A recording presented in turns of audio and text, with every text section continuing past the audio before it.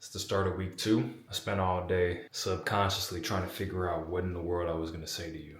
You might have already seen what I recorded last night, my raw thoughts. And I thought just getting my words out there, my feelings, my emotions would help me today. I thought this entire series would put me further ahead than I was last week. But today was pretty much just as tough as last week. That excitement that I had been able to build up during the week, the joy I had been able to experience, it was gone. And today I spent a lot of time just looking for something to bring that excitement. I was able to get some work done editing this series, went back and watched the game, which I'm going to get to in a second. And I studied one of my favorite basketball players of all time. Actually, growing up, he was my favorite NBA basketball player, and Dirk Nowitzki. Watching him play the game of basketball was always something that inspired me and motivated me. My dad played 12 years of professional basketball and actually played against him before he went to the NBA. And since I never got to see my dad play, being able to watch Dirk Nowitzki go through his NBA journey was like watching a piece of my dad's career continue to play even after my dad had retired. And that brings me to my game, watching it back, which is what I just got done doing. And I've realized that although things might be unfair, actually, no, it doesn't bring me to my game, because after watching Dirk today, I felt even lower. I felt even further from the greatness that he had reached, that he had made me feel like I could reach. And I asked myself, what is it that I'm doing wrong? You have seen and heard the work that I've put in, the time that I've invested. You've seen it. And if you're new to this series, then you will continue to see it, and maybe you will go back and see it. Every day, my goal is to become a better basketball player and a better person. And the game yesterday just felt like a huge judgment, saying it wasn't good enough. And today rose the question of, why is it not good enough? What's missing? What am I not doing?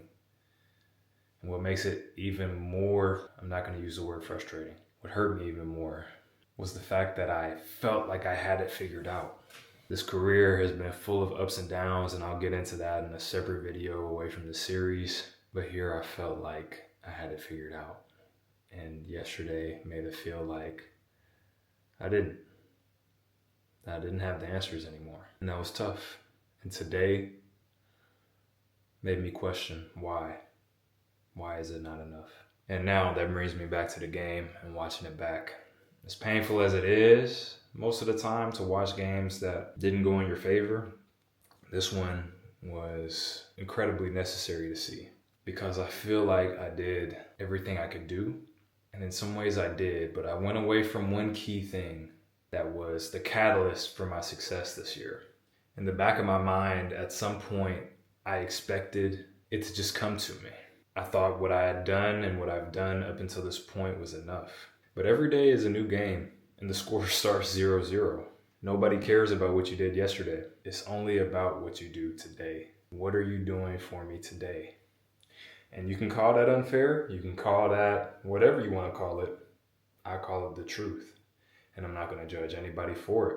It's my puzzle to figure out. So now I know what to do. I know how I need to approach the games moving forward. And the great news is I have almost a week to prepare. This isn't a basketball series. This is my life, and basketball just happens to be a part of it. So you're going to see my preparation. You're going to hear my thoughts, get my insights. But you're also going to see the rest of my life continuing to move forward. And for today, that means the recovery lift. It means continuing to do the things that I'm going to thank myself for 20, 30 years down the line. Continuing to take care of my body and continuing to prepare for what's to come. Knowing that I'm only as good as I am today. Not as good as I was yesterday, not as good as I was the week before. Only as good as I am today.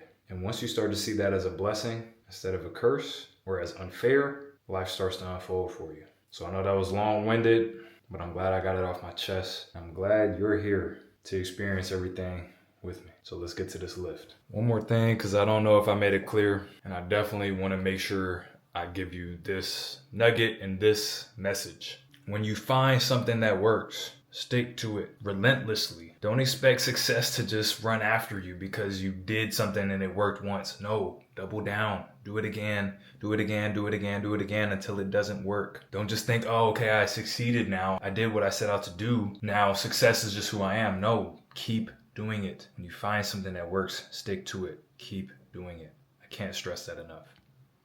Now let's get to the lift. One exercise left. Let's get it done. Feeling a lot better, man.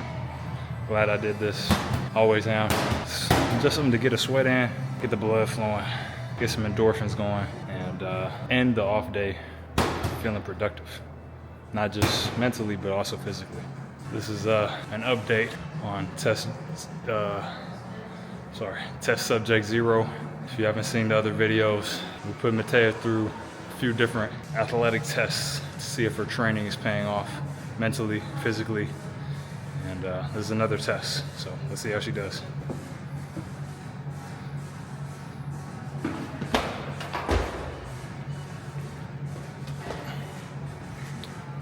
You got to redo your celebration.